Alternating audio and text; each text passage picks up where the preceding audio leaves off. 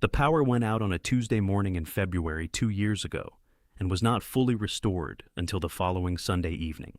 6 full days. The family 3 houses down lost everything in their chest freezer, somewhere between $200 and $300 of meat, fish, and vegetables, gone soft and warm by day 2, inedible by day 3, in the trash by day 4. The family 2 houses down lost nothing. Same outage, same duration, same February temperatures outside. The difference was not luck. The difference was knowing 3 things that most people do not know about how frozen meat actually behaves when the power fails, and what you can do in the first hours that determines whether you lose everything or almost nothing. I am Levi Yoder. I was raised plain here in Lancaster County, Pennsylvania, and the farmhouse I grew up in kept a chest freezer in the cellar and put up meat every autumn from the farm animals we raised and the hunting that supplemented what we grew. A freezer failure was not a minor inconvenience. It was a significant loss of food that the family had worked to produce, and my grandfather had very clear ideas about what you did when that happened and how you prevented the loss from being total. I am going to show you what he knew and what modern food safety science confirms, because in this particular case, the old knowledge and the current science say exactly the same thing. Before I show you, let me say this plainly. If you want the full collection of the old homestead methods that were handed down in our family, from the garden and orchard to the pantry, cellar, and the everyday keeping of a house, I have gathered them into one simple ebook. You will find it in the description below. Now, let us get back to the topic. Here is the foundational piece of knowledge that most people do not have and that changes everything about how you respond to a power outage. A full chest freezer, kept closed, will maintain temperatures below freezing for 48 hours after the power fails. A half-full freezer will do the same for roughly 24 hours. A refrigerator maintains safe temperature for about 4 hours after power loss with the door kept closed. These are not estimates or approximations. These are the specific figures established by food science research and confirmed by the USDA food safety guidelines. And they are based on the thermal physics of what happens inside an insulated box full of frozen mass when the refrigeration stops. What they mean practically is that for the first 2 days of a power outage, if your freezer is full and you keep the door closed, you have done almost nothing wrong, and you have lost almost nothing. The thermal mass of all that frozen food is maintaining the temperature by releasing its stored cold slowly over time. And the well-insulated chest freezer is an extremely efficient cold storage vessel, even without any power, as long as it is not opened repeatedly to let warm air in. The first and most important action in the first hour of a power outage is to stop opening the freezer. Every time the door opens, cold air pours out and warm room air enters, and the thermal reserve you have been storing is depleted faster. Leave it closed. Do not inventory it. Do not take stock of what might need to be saved. Close it and leave it. If you have ice in another location, a cooler, a neighbor's freezer, ice from a convenience store, add it around the exterior of the freezer rather than opening the door repeatedly. The exterior of the freezer will benefit from additional cold mass around it. The interior needs to stay sealed. The second action, which should happen within the first few hours if the outage looks likely to extend past the day, is to assess your outdoor temperature if you are in a cold weather month. An outside temperature of 32 degrees Fahrenheit or below is a freezer. If the outside air is at or below freezing, the simplest and most effective solution for extending your meat storage is to move the most critical items outside in a covered and secure location. A porch with an overhang, a shed, a garage. Meat kept at or below 32 degrees is frozen meat. The outside air is providing the same service your freezer was. This is exactly what my grandfather did when the chest freezer failed one December. He moved the meat to the unheated barn that was well below freezing, and nothing was lost because nothing thawed. In warm weather months, this outdoor option does not exist, and you are working against the thermal reserve of the freezer alone.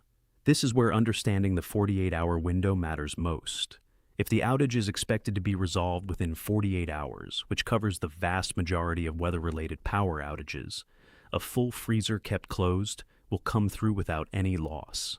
If the outage extends past 48 hours in warm weather, you need to begin making decisions about what to cook, what to move to ice, and what to sacrifice.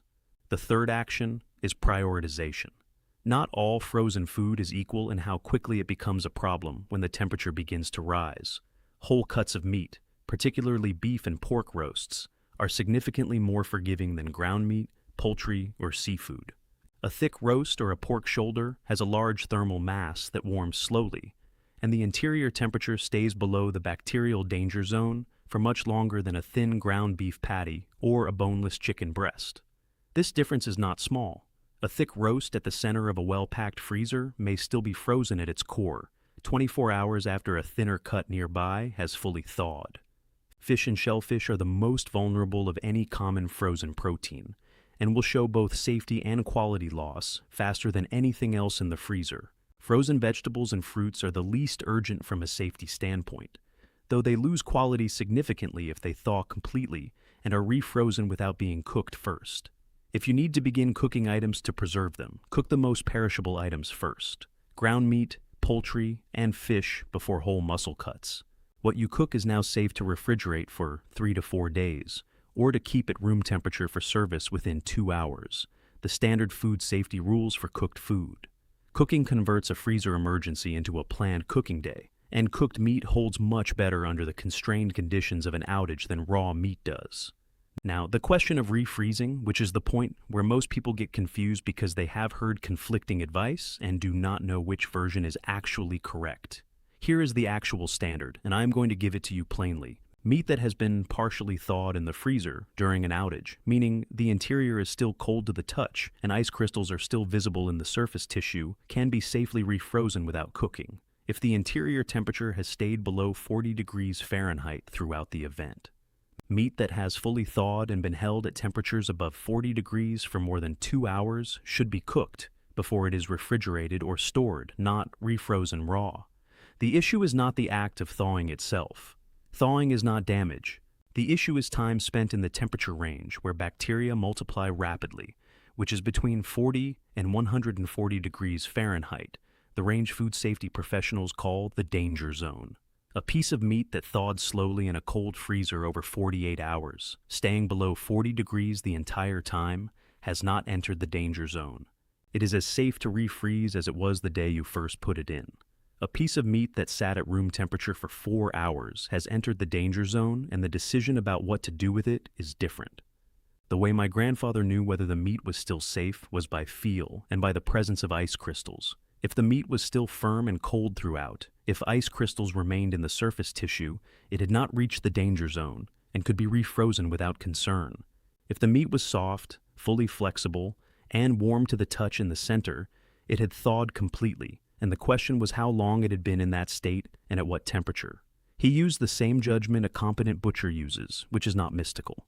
It is the same judgment the food science confirms when it says keep the temperature below 40 degrees and the time above 40 degrees below 2 hours. Here is what the people who lost their whole freezer in that February outage did wrong. They opened the freezer on the first morning to see what was in there. They opened it again when a neighbor came over to check on them. They opened it a third time when they were trying to decide what to do with everything. 3 openings on the first day cost them a significant portion of the thermal reserve that would have carried the freezer through the 6-day outage in far better condition. If they had never opened it, the mass of frozen food packed into that chest freezer would have maintained a temperature below freezing for at least 4 days in February conditions, and the outdoor temperature that entire week was below freezing around the clock. They could have moved the most critical items to the covered porch on day 1, kept the freezer completely closed for the remainder, and lost almost nothing across 6 days. They had everything they needed to save it. They did not know what the closed door was doing for them, so they opened it. That is the whole of what went wrong. My grandfather lost no freezer stock in any outage in 60 years of keeping a full chest freezer, not because he was fortunate with the timing of his outages, but because he understood these 3 principles and had decided in advance what he would do when the time came. Close it and leave it. Use the cold outside when the season allows. Know which items to cook first, and in what order when action is necessary. Those 3 things, applied in the first hours of an outage, are the difference between a manageable inconvenience and a significant loss of food the family worked to produce. Tell me in the comments whether you keep a full chest freezer, what your plan has been for outages in the past, and whether this changes anything about how you think about that plan going forward. And tell me your county and your state while you were there. Whether you are in a climate where winter cold is an ally, or one where it never gets below freezing matters enormously for what options you have. I read every single one.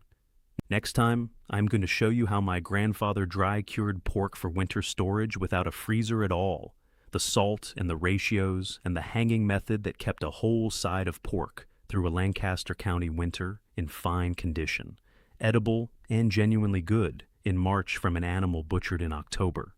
Cured meat does not require a freezer to fail for it to become relevant. It is simply a better and older way to keep certain cuts for certain purposes in certain seasons, and once you learn it, you will keep doing it every year. The people who built this country with their own two hands knew things we are only just now starting to truly remember.